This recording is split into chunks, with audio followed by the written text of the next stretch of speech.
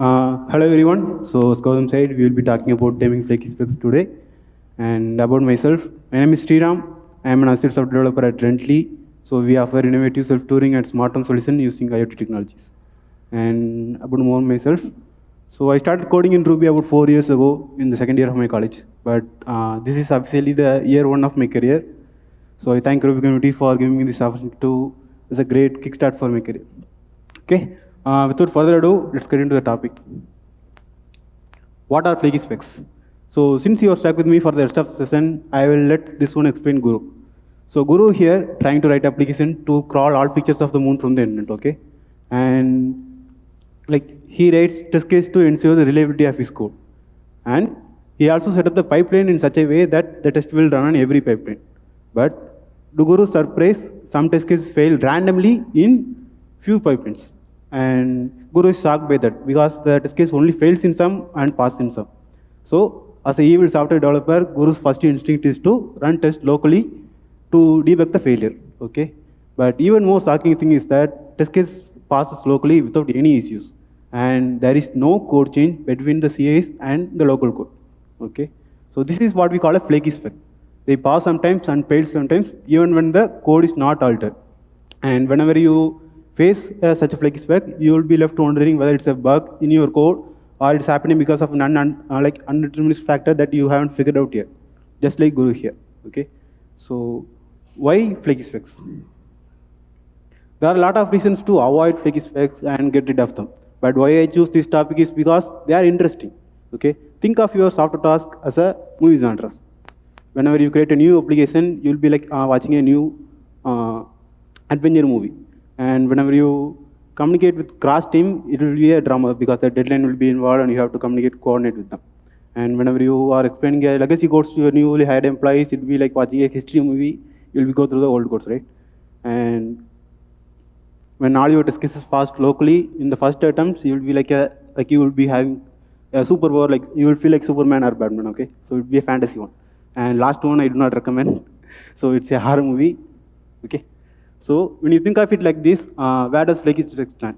Okay, the test is passing sometimes and failing sometimes. Your task is to find the reason why. So it will be like watching a mystery movie. And if you are a fan of a mystery movie, you will also enjoy solving a Flaky specs. Okay, so how they should be handled? The challenge with the Flaky spec is that you don't know what the problem is, and that's the problem itself. But software doesn't fail randomly. There's an underlying reason that's making it failure. So our task is to find that reason and make it fail. So your first goal should be reliably reproduce the failure. The keyword here is the reliability. Reliably. So you don't have to change the code actually, but you have to make the test case fail. So that's what we are going to do, and that's the first step of the debugging. Okay. To do that, we have found a certain checklist that will help you do so. So I framed it in such a way that the first one is easily identifiable and easily solvable too, and the last one is very hard to find, and they are like very hard to solve one too. So let's go through one by one. Inconsiderate assertions. Okay. So these are the reason for almost 50% of the flaky specs that you face. And the good thing with them is like they are easily solvable and they are easily identifiable. So look at these assertions here. The first one, I'm like creating a user and I'm checking whether the user creation schedules a job to send the welcome email. So I'm checking include jobs count equal to 1. And in the next one, I'm creating a task and I'm completing it. So I'm checking the completed time is equal to current time. These looks fine and they will pass when you run them in the local without any issues. But look at the assertions here. In the first one, we are like checking the include jobs count, but we are not considering that there may be another jobs present in the queue. So if it is present in the queue, the count will change and your test case will get failed. And in the second one, we are not considering the callbacks that will be triggered after we marking the task as complete. So if the callbacks takes time, it will be differ from the current time, okay? So in those cases, the test case will fail. But you can easily solve these kind of things by like making your assertions more considerate. So in the first one, like I'm checking whether the job is scheduled or not checking the count. And second one, I'm like adding some kind of delay for the completed time, the current time, okay? So with these simple things, you can like easily avoid them. And assertions are the first thing that you will be looking at whenever you face the failure. And just by looking how considerate they are written, you can easily solve your problem. Okay, next one, unstubbed network calls. Unstubbed network calls are rare in unit test case because unit test case is the process of testing the smallest functional unit of code. And whenever you test the smallest unit, you will stub everything that's incoming and you will mark everything that's outgoing. If you don't do that, your test will become an unintended integration testing. And whenever that happens, you will get a flaky failure. Look at this simple function here, okay? So look at how many services I'm calling in this function. If this function is present in my unit and I'm not properly stubbing it, will it really be a unit testing or it's an integration testing? Because the single function call is making a call to 5 services. And even worse that could happen is these functions that are called on services may call the third-party APIs, and you can call our own microservices. It can even call even more complex services, right? So in that case, our unit testing is becoming an integration testing, but our test data will not be prepared for it. So that's why we will get a flaky failure in such scenarios. But to debug them is a simple thing. So you have to turn off your internet and easily check them. It's not a big step, but it's a simple thing to do, and you can solve these kind of scenarios when you turn off internet and run. So step here is to reproduce a failure rate. So once you reproduce that, you can see where the stubbing is missing, and you can solve your case. Okay. Next one, time zone confusion. If your application is operating on multiple time zone, this could be a reason for a lot of your bugs or even more flaky failures. Okay. So currently, our property managers and residents will be staying in multiple time zones, so we face a lot of issues regarding the time zone. Okay. Let's understand time zones in Rails and Ruby. So we have the first time zone, that's the application time zone, which will be staying in the application.rb. So this is the time zone that all the time objects in Rails will use, and whenever you create time object, it will be in this time zone, and whenever the data comes out of the database, it will be automatically converted to this time zone. And there's one other time zone, that's the local time zone. This is the time zone that Ruby uses by default, okay? And this is one of the things that actually change from the CA to your local. So whenever you are, let's say we are in Jaipur, right? So time will be nearer to Jaipur, like India time zone. But if the CA is running on New York, or if the CA is running on London, it will change. But we can always know what's the time zone of the CA. But we can predict and take a guess, and we can check whether our guess is right by changing this environment variable. So this will help later to debug the problem.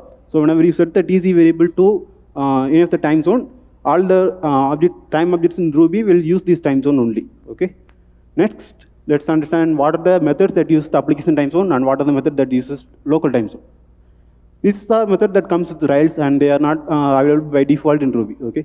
They always use the application time zone and whatever you set as the application. And these, on the other hand, comes with the Ruby will use the local time zone only. If you change the envtc variable, it will use the time zone. Whenever you create a feature, or whenever you even writing a test, you should not use these methods. You should only the method that comes with the Rails only. Okay. So with that, let's quickly see this problem here. Okay. We have a class called event, and this event class is taking a date as an initializer, and we have one method called tomorrow, which will check whether the event is tomorrow. Let's for sending notification or something. And we are writing test case in let's say table like this. So we are creating an event and with the current time, and we are adding 24 hours to that time, and we are checking whether event at tomorrow returns true. Okay. So look at the problem here. For writing the code, we use the Rails Rails method, and for writing the test case, we use the method that comes with the Ruby. Okay. Let's say this test case is running 11 PM in New York time, and our application time is set to New York. Let's say our CA time zone is also running in New York. So in that case, what will happen? Time.now will return 28 November, and whenever we add 24 hours to it, it will become 29th November. Date.tomorrow will also return 29th November. The test case will pass, no issues. Okay. But let's say the CA server is running in London. Okay. So London is 5 hours out of New York. The time.now will return already 4 AM. And when you have 24 hours to it, it will become 13th November, and date.tomorrow will still point to the old one that is 29th November. Our test case will get failed. So that's why you will always use the Rails method when you are using the time object or date object. And look at this next example here. This is even more weirder one. I'm simply creating one event with a start time and end time, and I'm checking the duration of the event is equal to 4. So the start time is 1 a.m. and the end time is 5 a.m. So the event duration should be 4, right? But if your time zone is having a daylight saving time, it will have this problem, okay? So what they will do is like in the second week of the March, they will reduce 1 hour, and the November, in November's first Sunday, they will add 1 hour to it. So only in those 2 days, this test case will fail, and like in March 10th, it will be returning 3, and in November 3rd, it will be returning 5. So whenever you are having a daylight saving time in your time zone, you should be handling it. Rails always will handle this kind of scenarios, but if your test case is depending on that, you should handle it yourself, okay? So yeah, that's all in the time zone. Let's look at the fourth one, after effects of a non-transactional test case. So let's see what transactional test case means.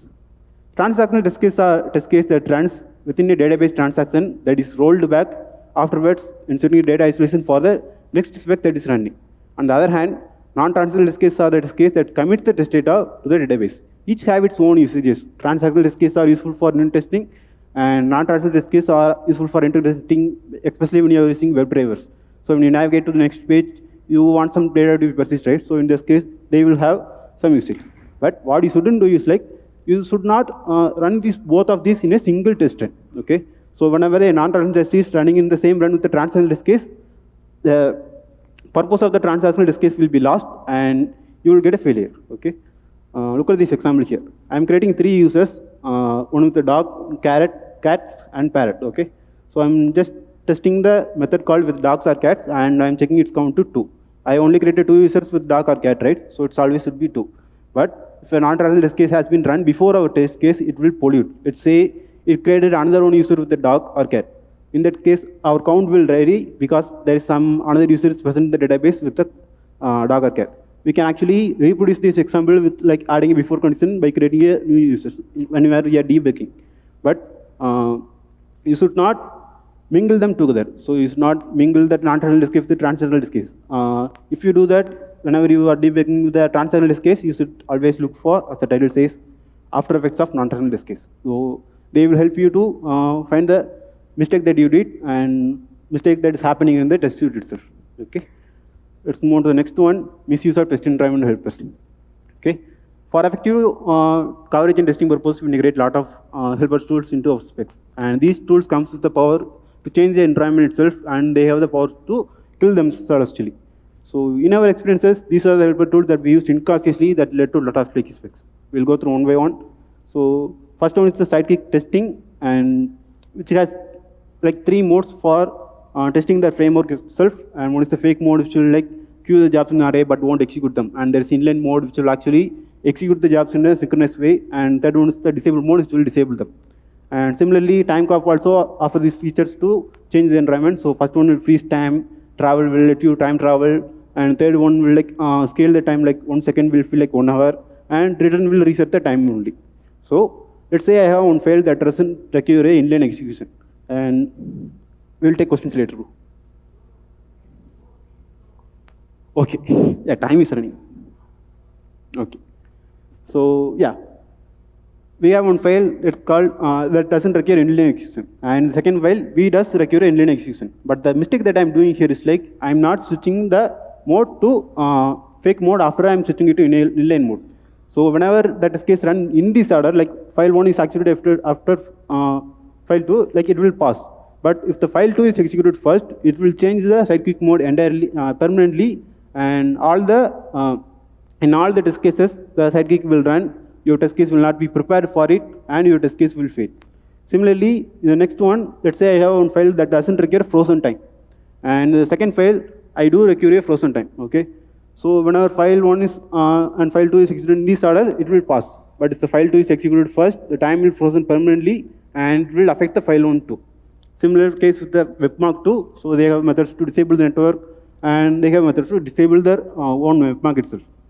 So this is what we call order dependent bugs in the test suite. Okay, so they occur whenever one or more files that ran before our file change the environment permanently.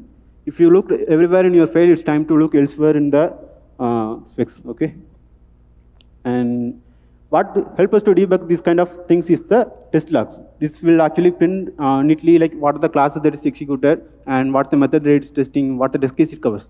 So with the test docs, we can like simply create a script like this and like check the log by line and print, like take what we need. So we need the class names only, right? So how to debug this kind of behavior is like you have to take a 2 or more failed runs from the CI, and you have to run the logs of those CI runs with this script, and you will get a class list of the failed runs. So with the class list itself, you can like figure out what are the common files that ran before our files, and like those kind of files will be the reason that our test environment will get changed. So when you find the common files, you can like run the common fail and your failed file alone in your local, and you can like reproduce the failure in here. Okay. So since time is running up, I will explain it later. So I was thinking about asking you the reason for it. So let's go to the next one, object position. Okay. So unlike other programming languages, Ruby is a pure object-oriented language. What I mean pure here is like everything in object is everything in Ruby is an object. Okay. So nil is an object, number is an object, string is object, regex, constant, and even method or closure is also an object. Ruby not only offers this much simplicity, but it also gives us power to refine them as much as we like. So there are meta-programming, and there is monkey patching, and we can do whatever we want with the OOPS concept too. Okay. But with great power comes great responsibility. And one of that responsibility is to maintain the hierarchy of the object class. So if you look at all the objects in here, the last 4 objects will be same. And they should stay in that way. You should not tamper with it. But there are simple day-to-day methods that will tamper the method unintentionally. And one of that method is the include method. Some of you might have thought like include is a keyword like which will include the module to your class. But it's actually a method. And it is being called on the class that it is included to. So I'm calling a include method with the bar module in the foo here. So what it will do is like, it will change the ancestor of the class, okay? So it will take the bar module and it will insert it after the current class in the hierarchy, okay? So this is the same thing that will happen whenever you inherit a class from the parent class. So parent class will be in the hierarchy after the child class, okay? So that's how include works. But what happens if you included a module outside of all the classes and module, okay? So what will happen then? Like I said, everything in Ruby is an object, and every chunk of your code is running is the instance of the object. Outside of it all, the instance is the self, and that's the main object, okay? So this main object is the direct instance of the object class. But if you include it in the main object, it will actually include to the object class. This include method will behave differently for the main object alone. So, okay, so whenever you include a module to the main object, this will happen. So bar will be included after the object and it will cause chaos. So how it cause chaos, okay? Look at this module here. I am like writing one module called confirmable. So it has confirm method which will check whether the instance variable is present or else it will return false, okay? So I am including it on top level, but look at the changes it is doing here. So everything literally inherits that method. So 0 is confirmed and false is confirmed. Do you like really want this kind of behavior?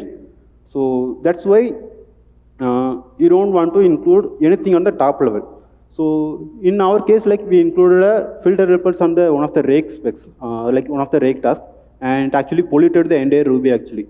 So instead of the filter helpers here, I am actually included the application helper, which has a link to override method, which we will call super. Okay, this super will make call to the method missing, and this method thing will check whether the current method is current element responds to that method. If usually it will not, because the link to method will not be present in the element. It will actually present the one of the Rails helper. So it will not present in that. It will not respond to that method, and it will send that method to the helpers. Okay, so this will go to the URL helper, and the original link to will be called. But since we include the application helper in the main level, every object in Ruby inherits our methods. So our current elements also actually will respond to the link to method, and this will make call again to the application helper.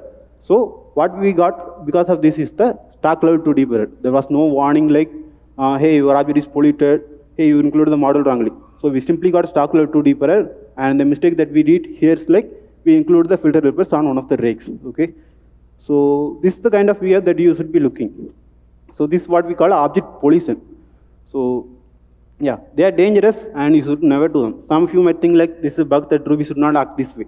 But think about it. Whenever a person, like whenever you are changing a self of the person, he changes himself, he will not like act like himself. He will differ. So that's the same thing that's happening with Ruby. You are tampering with the Ruby self and the Ruby is changing. So you do not want that. I think it's kind of beautiful. Okay, with that I'm concluding.